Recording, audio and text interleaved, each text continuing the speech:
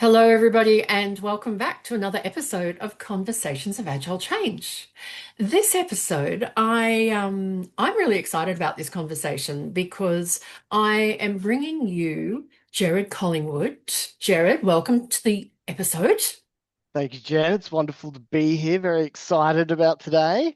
Yeah. So let me just explain for the listeners and the viewers why I am excited about this.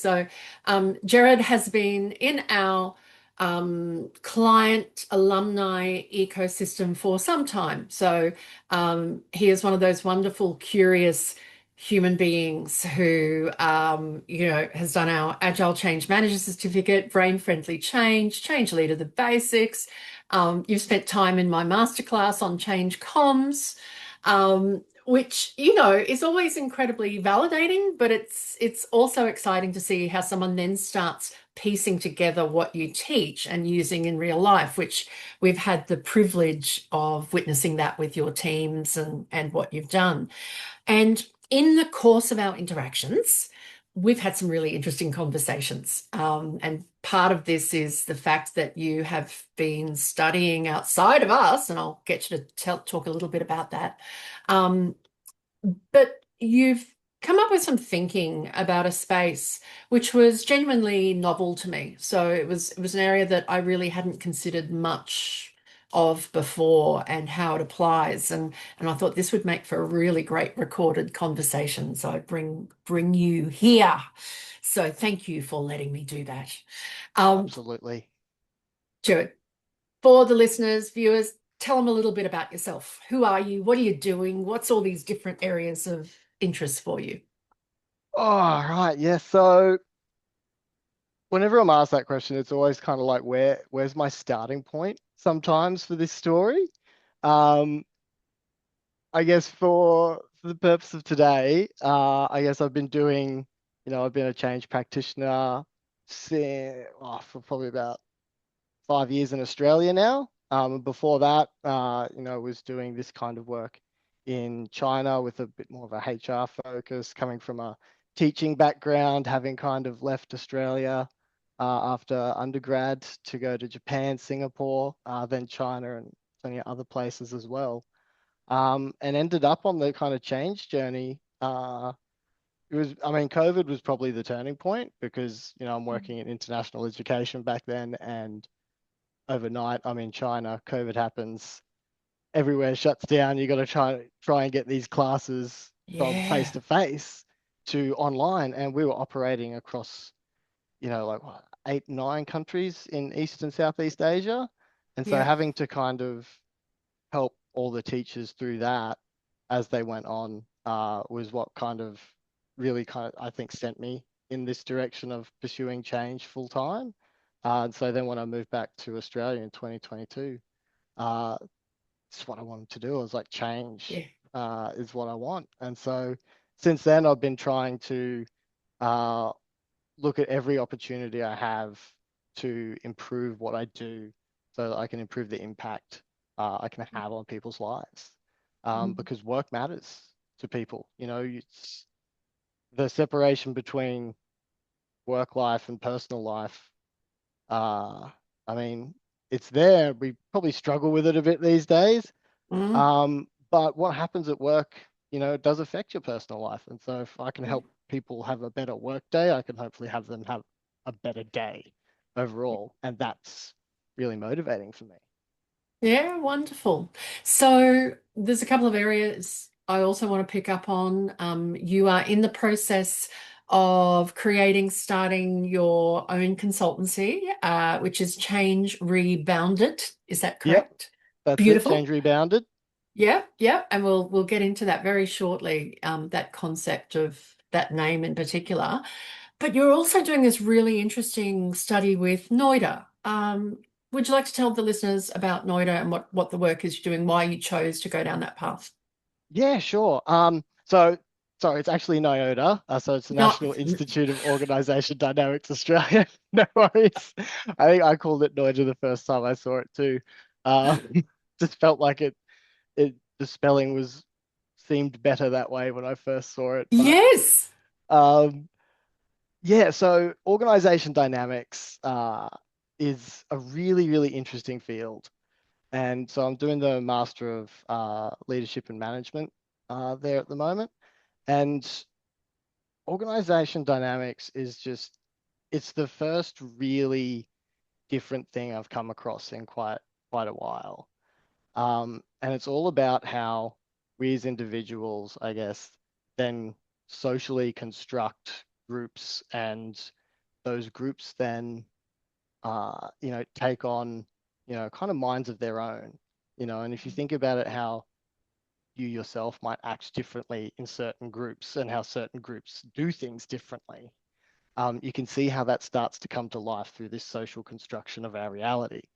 And so then, taking those kind of concepts and linking that with things like open systems theory, and Mhm. then, applying that in organizational settings allows you to kind of look at what's happening in organizations differently, but Mhm. also when it comes to, change and organizational change, it gives you a completely different lens, because you're not just looking Mhm. at how do we get them to go from doing this to this. It's, well, why are they doing this to start Mhm. with?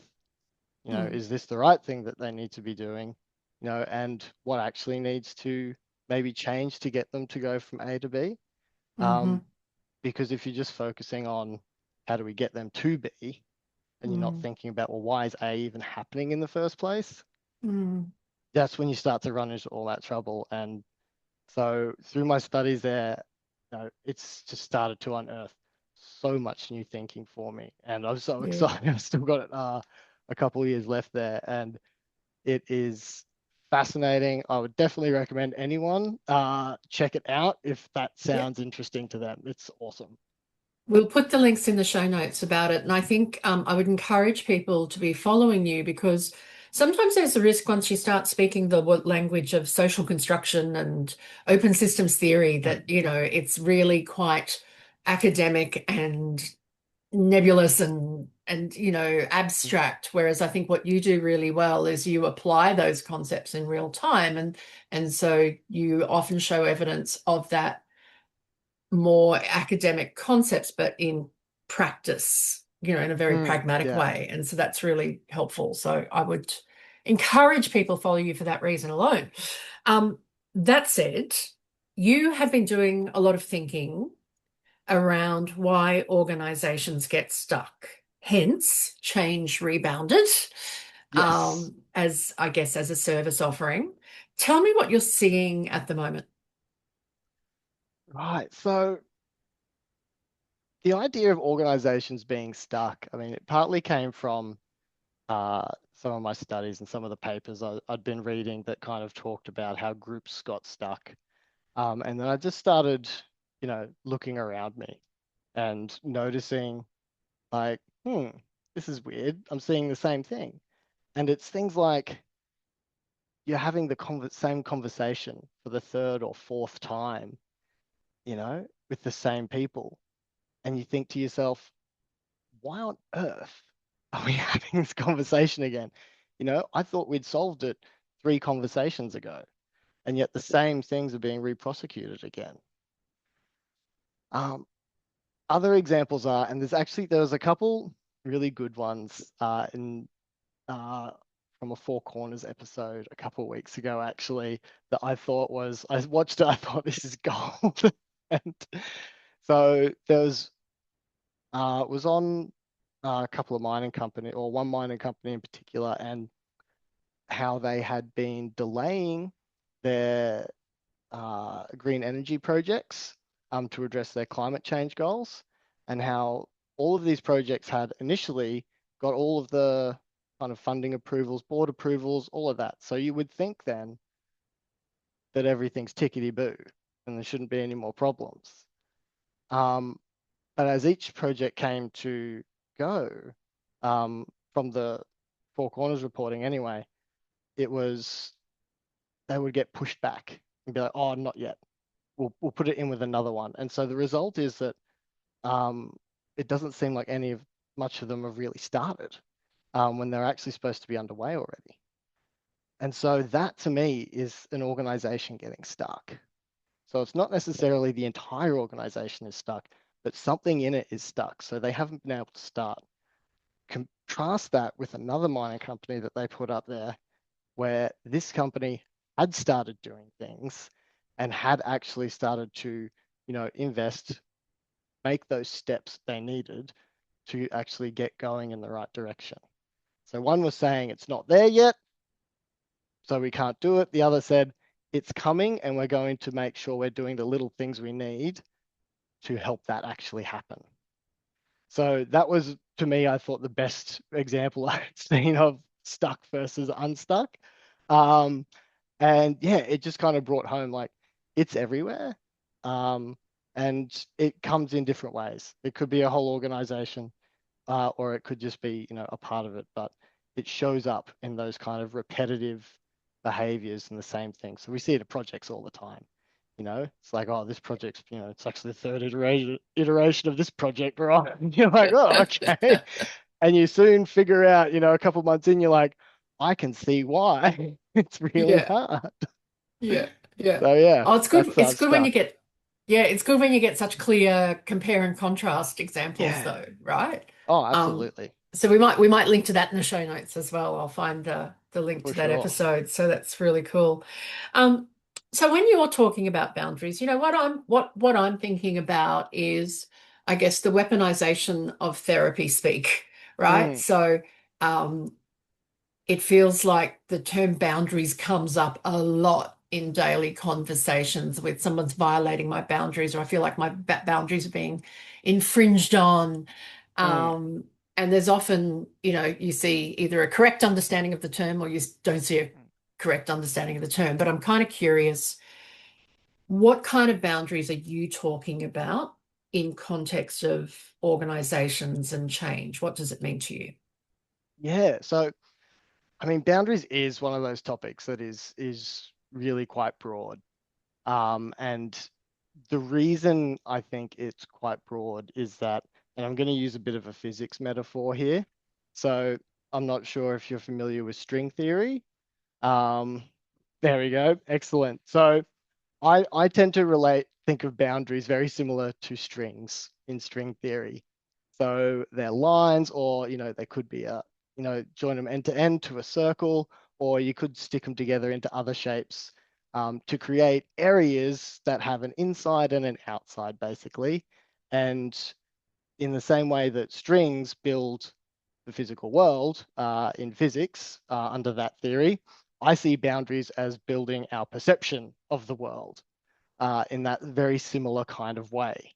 So there is, in a way, there's a kind of infinite complexity to boundaries. Um, but just because boundaries are there doesn't always mean that they're the important ones to focus on. Um, and there's always going to be some that you don't know about. There'll be some that are more obvious. But to me, when it comes to change, think of the first boundary that's important, I guess, when it comes to change is the organizational boundary. So you have a definition of what is inside the organization, what is outside the organization. So that's kind of that first boundary. And, you can link that in then with systems thinking and stuff like that. So you need stuff to get in so that stuff can get out.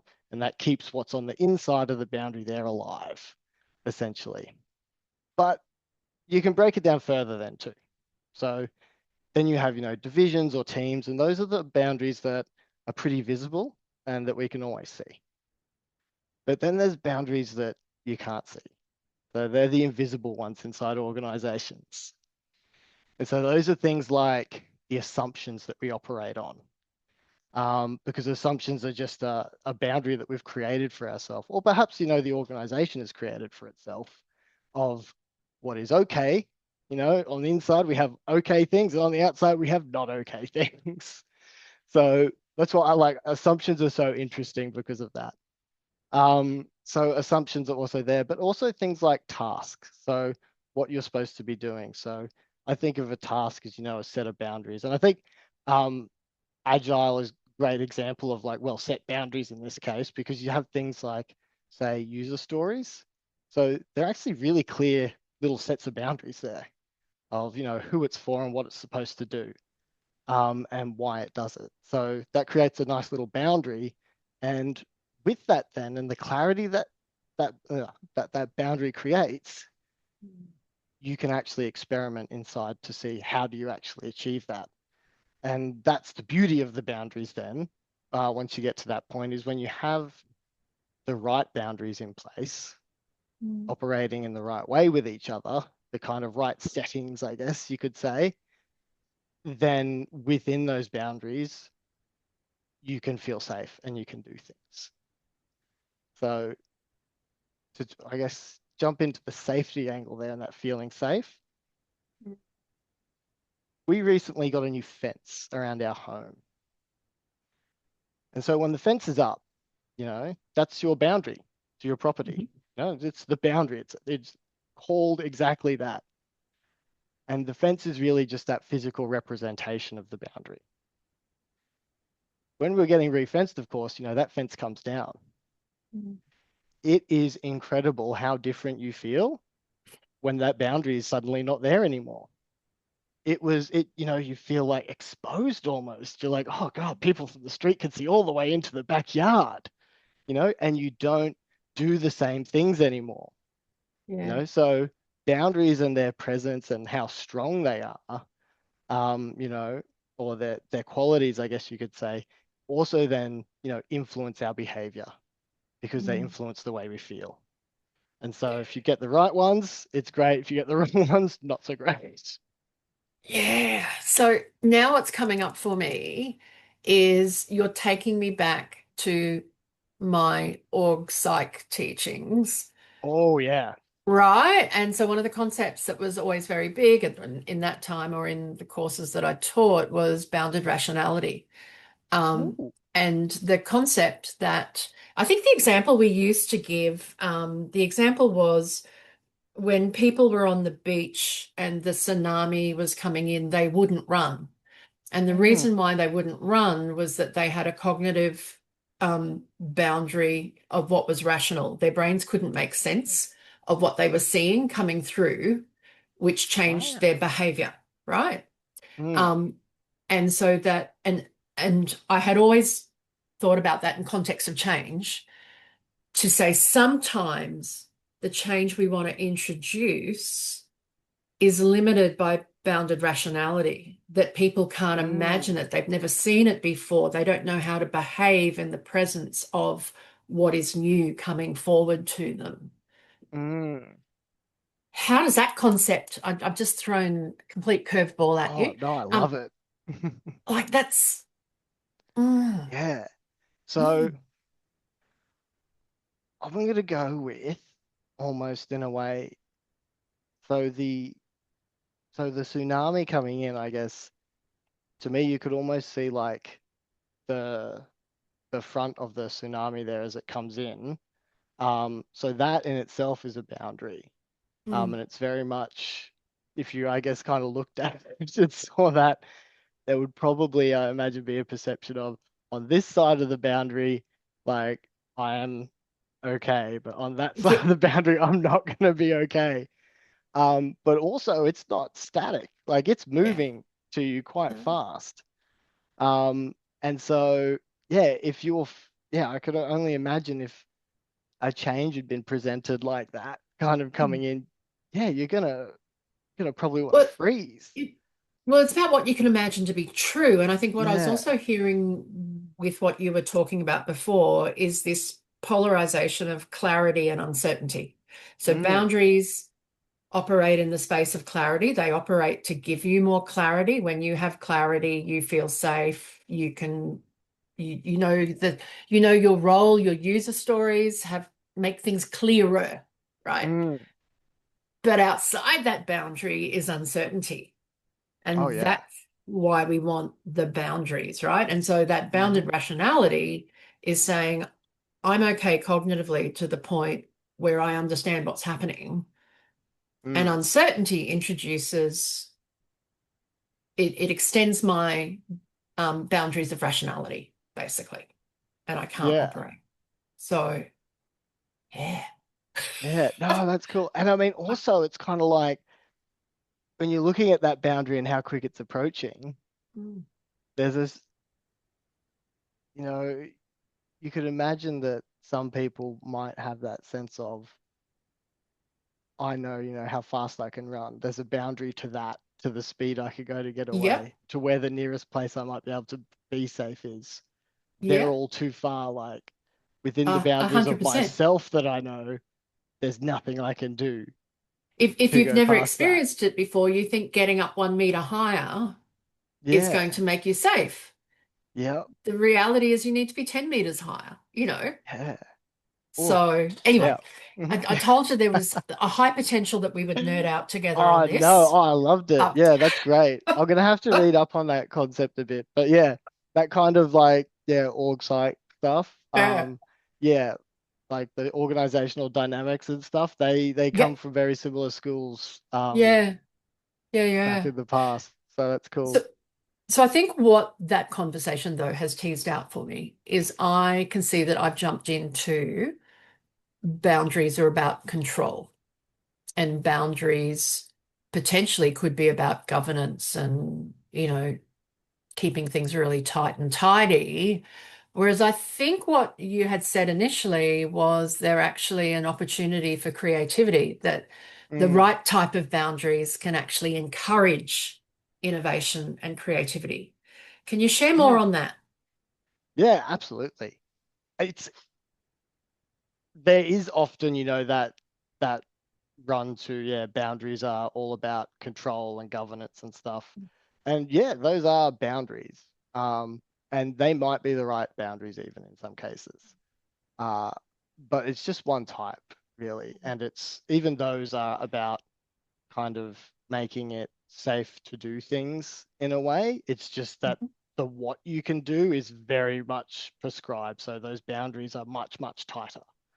Um, when it comes to using boundaries to create uh, for creativity, and things like co-creation and stuff like that, really it's about figuring out what are the right boundaries that need to be in place for people to feel safe so that they can experiment with new ways and then kind of, engage in that sense making and co-creation together to create the future. And so typically for that, there's the simple ones of always like kind of task.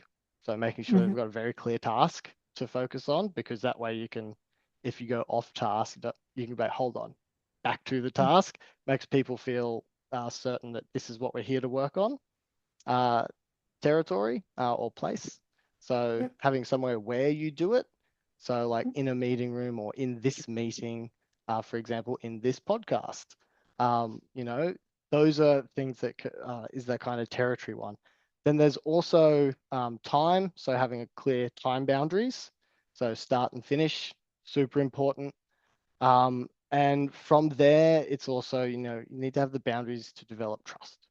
And so this depends a lot then on organizations or the teams you're working with.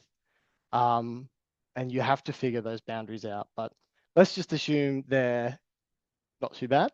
And actually, I'll bring an example here from my time at Great Southern Bank recently, where I was practice lead, and we were having um, team day, and one of the activities that one of my team introduced was we're each given a couple deck of cards and just told the instruction, build it as high as you can. And then you got to place a phone on top of it at the end and it's got to stay there without falling down. I was like, okay. And immediately, you start to create it and you're going with, the typical old, the triangles, trying to do that. And you're like, oh, but is it going to hold the phone? It doesn't. And it collapses and, you know, everything's going everywhere and there's no progress being made. But because you've got the time boundary, so it's set a time boundary of you've got, I think it was 10 minutes, 5, 10 minutes um, place. So we were just in a room, just us. No one could come in, no one else could come in and out. So we knew we were safe amongst the team there. We trusted each other and we knew, that we could open those boundaries with each other and they were going to stay within the team, not go outside the team. So that's probably one of the other big boundaries there when it comes to trust. Anyway, because we had that in place, we're madly kind of going at it, trying to work out how to do it. One of my team, she just went, "Oh, hold on, I think we can like bend the cards." And I was like, "Oh, yep, great, no worries." I just started bending cards straight away. She went and asked if she was allowed to do that, and was told yes, and so then came back. And there's an interesting point about the difference in behavior there that we can come to later. But then in building those cards, so we'd questioned that assumption that we couldn't bend the cards or damage the cards in some way. So we'd broken that boundary, and that allowed us then to achieve our goal. But because we were within that environment that had the right boundaries in place initially, we could actually experiment and come up with those things. Like if we had been doing that, on the office floor with teams around us that we didn't know, we would never have behaved in that way and come to that kind of conclusion to even question that assumption that, we couldn't damage the cards, so therefore couldn't do it. So that's how it can kind of, creativity and that co-creating together then. So as soon as the boundary was questioned, I just went, yes, we'll do it. Because I'm much more comfortable, I think, with seeing what happens if you cross a boundary to try and get information. Whereas my colleague, she wanted the permission to cross the boundary first. And there's good and bad in each. In crossing the boundary without kind of asking, depending on the boundary, it may be good, it may not. But equally in asking about the boundary, if it's a boundary that might need to be moved, but they don't want to move it, in asking, you could deny yourself the possibility to move it if they go, no, you can't do that. So, yeah. What a fabulous, fabulous example in practice. I will say at the moment we have got very torrential rain happening behind me, so I'm hoping Oh, that I'm going to be able to edit out in the audio the noise of heavy rain behind my voice, but we will I see. can't hear anything, so you're all Okay, good. this is Yep, good. it's all good. This And is I've got a good. lovely sunny day here in Brisbane, just to Stop juxtapose those it. two. Um, Winter has definitely hit in Melbourne, that's for sure. Okay, Yeah. can I get back to, I heard you say a couple of things. One, you talked about user stories as Mm, examples of boundaries. You talked about um, why boundary work is so prevalent, I think, in Agile and Agile change.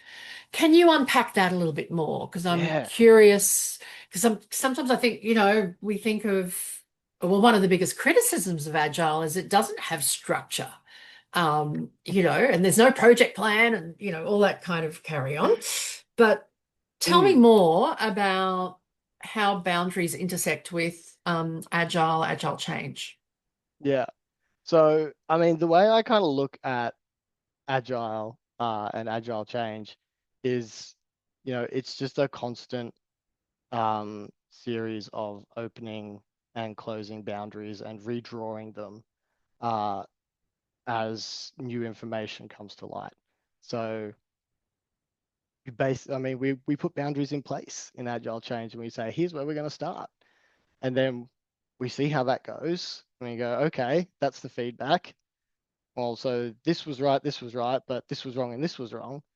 And so we redraw the boundaries around what that task was. Maybe it was the boundaries we'd set on our task where we were going to involve these two teams, team A and team B, in the co-creation. And then we realize, hold on, team C, D, and E also actually kind of need input here. Well, then we just draw a new boundary, and we say, who's involved? Teams A to E. And so it's really just about being adaptive and adapting the boundaries to the actual, data that sits in front of us at the moment. And by Mm, data too, it's not just the, the numbers in a spreadsheet, it's people's reactions to things that happen to them. It's the emotions that we ourselves as change managers mm, experience that can tell us if things are right or wrong sometimes. mm. Mm, So that's at its core, I think, is what's great with agile change. And if you look at, mm, agile, that, original agile manifesto too was, it was all about resetting the boundaries for things. So, people over mm, processes. It wasn't that you didn't need boundaries around processes. It was just that if you focused on those boundaries, not the boundaries around that, people needed, mhm, then you weren't going to get the best outcome. mm. And in the oh, I've forgotten this one now. I had it in my mind just like before we actually jumped on the podcast. The one that was about, was it collaboration over contract negotiation? Is it? It- Now you're going to put me on the spot. Appreciate that. Thank you. But it's close to that. Yes. Yeah, Yes. yeah, yeah, that one.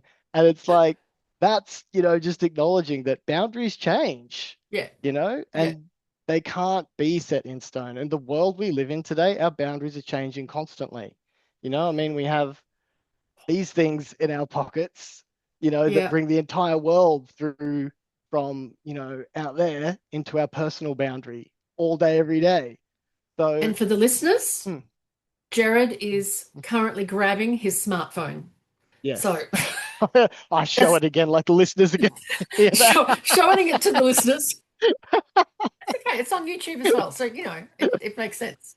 Do you know what I'm absolutely loving about that? Is you are identifying, and I don't think I have seen it identified much at all, that boundary work is a dynamic capability for change practitioners. Yeah. And when you say that, like I've gone, yeah, of course it is. Of course that's what we're doing every day. But to actually Mm, hear it that way, to say, actually, yeah, my strengths are in boundary work. And it mm, is dynamic. It is flexing and, sometimes they're tight, sometimes they're loose. And that's dependent. And why it thrives in Agile is because you are iterating based on feedback and data, um, to what should the tension look like on that boundary and which boundary and where is it. So I hmm. love that. Yeah. That's so cool. I expect That's to it. see all the listeners updating their LinkedIn profiles with a sentence on their boundary work. Um, we're gonna make this big. Um, I think one of the other things that I have found interesting in our previous conversations is the treatment of boundaries and power. Mm, Um, and this notion of, you know, where does power sit in a boundary setting? Who dictates what the boundary is? Who gets to push back on the boundary? mhm. Um, uh, That's a boundary in we itself. well, it is, and we talk about you talked about co-creation is actually the first step of co-creation is co-creating the boundaries together. But somebody has initiated that whole conversation to Hmm. allow it to happen. And so that is a power position. So Hmm. tell me your thoughts on power and boundaries. Yeah. So, I mean, this was one of when I kind of came across this concept and dove into it, this was one of the things that actually started to really bring it all together and make it not just something that was a useful way to explain and kind of link things in a kind of, grand unifying theory kind of thing, but it's what changed it from being just like explanatory into, this is something that has real meaning, I think, because if you think about even just the boundaries around teams and the way information, flows in and out of teams within organizations, if someone has control over that, they can influence what other teams know. And so the more a person or persons, group team is able to exercise control over things like that, then that is where power can start to accrete. And then you have things like that can lead to, uh, defining problems. So to define a problem, we start with, information of some kind. Whoever is the person or persons, who can put that forward, that's, where power may lie. But of course, you have to, dig into that further, but to find out where it might really lie. But if you're able to define the problem, that means you've also had a hand in defining the solution, because you can't solve something that's not the problem. So that's really powerful. And if you're the one who's kind of defining the context around decisions, so you're drawing those boundaries around what's in and what's out of what we're deciding today. That's powerful too, because that's, deciding the agenda. And so, as soon as you put it into terms like that, I'm sure I'm sure all the listeners are like, oh yeah, defining the agenda. Yeah, that's definitely heard that as power before. And there you go. That's how it kind of builds up from these things, because it's all about what's in and what's out. Yeah. Um, yeah. It again, for the benefits of the listeners, because I'm pretty sure you've already got it, and the viewers. So we recently did a white paper on power and change. And what you're talking about there really fits into Professor Cynthia Hardy's framework of power in organizations. Right. Okay. And so if that's a new concept for people, I would encourage you to download the white paper from our resources page, and you can get more into what it means to have, power of the agenda and, those kind of things. It's definitely a boundary. The topic of the day, which, everybody is talking about, AI.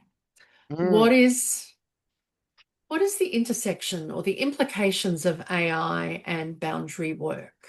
Or what is the boundary work to be done?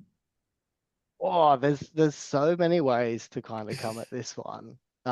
Because it's such a, I mean, it's probably like the single biggest kind of disruption to boundaries that we've had, for, ever really. Um, because if we think about, like the internet, when it came along and we started getting on, like that was a big disruption to boundaries, because it, allowed us to bring parts of the world into our home, Mm, through visiting websites. But it was still limited by what was out there. And as more has come along, we've been able to, bring more in. Um, but with AI, instead of having to go to lots of different websites, it brings, that entire knowledge of the world in a way into your boundary through just this little mm, portal. mm, So that in itself opens up a whole lot of possibilities, because you can use it for, learning all sorts of new skills and stuff like that, which mm, is typically how I like to use it. Um, but so that is, it's an almost unbounded amount of information you now have access to. Where do you start if you don't have mm, boundaries around how you're going to use it? Um, you just sit there kind of lost. And I've seen people like that when they're starting out, typically like kind of like, what do I do? And they just don't really do anything because they're not sure where to start, because yeah. it's this big thing that can do all this stuff, but you don't know what you want it to do first. Mm, So I think the first thing is with AI is setting boundaries yourself for what you want to do with it. That will mm, help you move forward. And even in things like prompting, people talk about, kind of like onboarding it like an employee in each chat. yeah. You're setting its boundaries of what you want it to do. Each prompt is a set of boundaries, Yeah. um, for it to execute instructions. Mm, And I think it's actually really interesting how it also shows us how bad we are at boundaries sometimes, because if mm, it took me a while to learn how to prompt, mm, and then I realized it was because I was actually really bad at setting boundaries for things. I was like, no, I don't want to tell it not to do that, because maybe it'll do something amazing over there. And it wouldn't. It would just like spit back, awful results. And I was like, why is it doing this to me? And then, yeah. of course, you realize, oh, in a way, it's almost, treat it like a person, when you give it instructions, because the clearer your instructions and making sure that there's just the right space, Mm. for creativity. Well, I don't want to use the word creativity with AI, but just the right amount of kind of leeway for things means that within Mm. that space, it can do what it needs to do. I Yeah. think there's going to be many, many PhD theses created on boundary work and AI. Like, Oh, heaps. just Because there's you also the think role of about human versus ethics. AI. Yep. Yeah, what are your ethical boundaries with AI?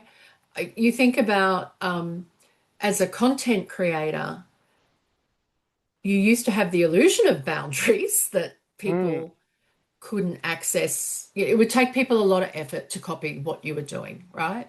mm, And now we're in a position where people are scraping all your content and spinning up um, AI coaches and trying to sell it back to mm. you to say, hey, we've created a Jen Frahm coach and you can buy it back off us. Um, so, Wow. yeah, right. So those Naughty. boundaries, it's it's a wild, wild world out there without Yeah. boundaries in AI, I would argue. Yeah. So, Oh, absolutely. you know, Yeah, yeah, it's broken all yeah, the boundaries that were there that stopped people from being able yeah, to do those things. yeah. And I think it's you also see it in like governments trying to bring in legislation to Mm. create some level of boundary and Oh, um absolutely. All legislation is boundaries, yeah, of what you can and can't do, yeah. uh, kind of thing. And that's why some work and some don't, because not all boundaries are appropriate, you know? Just because you put it in doesn't mean it's going to work. There'll always be people Which who don't follow it. which drives the beginning of my rapid fire questions All to right. round this out. Are you ready? So, Yes. one boundary leaders get wrong most often. Time, time boundaries. They're terrible at them. They're late for meetings. They run meetings over time. Stick to your time boundaries. It's amazing what happens when you stick to your time boundaries. Okay, that's the first service offering from Rebounded Change, right? Yeah, a Um, watch. Second question, one simple shift that creates immediate movement. Oh, clarity on task, I think. If you can get really good, like clear and crisp on task and what's on task and what's not on task, um, that will help to create movement straight away. Um, but you can't stop there. If you stop there, you might as well not start because there's a lot of different boundaries you're going to come across that will all need tuning, and it's difficult. Yeah, great. Third question, what should people pay more attention to this year? I'm going to take us right back to the start of the podcast, just about actually. I think it's personal boundaries, and our boundaries of ourselves. So me versus not me, almost. Um, there's everything out there at the moment is screaming at us to let it in across our boundaries, and to take our attention and to take, and to become part of us. This whole ecosystem of, apps and AI and technology out there these days is we tend to look at it as, oh, it's trying to get our attention. I look at it as it's intentionally trying to invade our boundaries. Um, so, for instance, you know this, I don't have my notifications on LinkedIn, which is why I Yeah. sometimes don't check it for a few days. I forget about it. Um, because I like to have that separation. So Mm, that if I'm, doing me things, uh, yeah, I don't have work yeah, or anything else kind of coming in, because mm, it's really important, because if we're going to do the hard work that we do, mm, um, we need to be able to have that clear boundary for ourselves. mm, That doesn't just apply to change practitioners. I think that applies to everyone yeah. in this world today. There's just so much trying to break down our boundaries. Make some time for yourself. Yeah. Very profound wisdom there, Gerard, I think what I've loved about this conversation, I want to thank you. You've given me a great aha around the dynamic capability that is boundary work for change practitioners. I had not considered that, and I think that's incredibly powerful. What I will say for folks, even though he's just told you he doesn't check LinkedIn that often, he actually is very active on LinkedIn. And so I would encourage you to connect with Gerard on LinkedIn, but I'm going to put a lot of links in the notes, the show notes for this. Gerad Collingwood, thank you so much for your time. Thank you, Jen. This has been awesome. Loved it.